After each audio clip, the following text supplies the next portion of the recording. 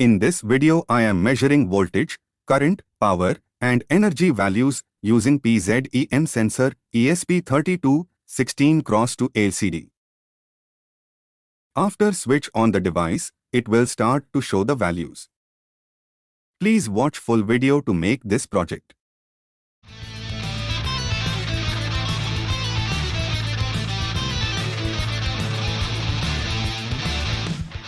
I request you to give separate power supply for PZEM sensor to give best output. This is the circuit diagram for our project. Install ESP32 board. Copy the link and paste in Preferences area.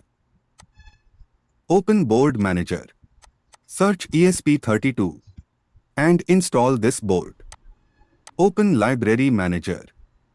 Search PZEM library and install this library. Install I2C LCD library also.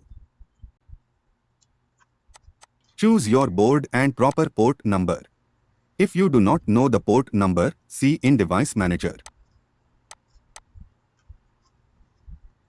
Click Upload button to upload program to your board.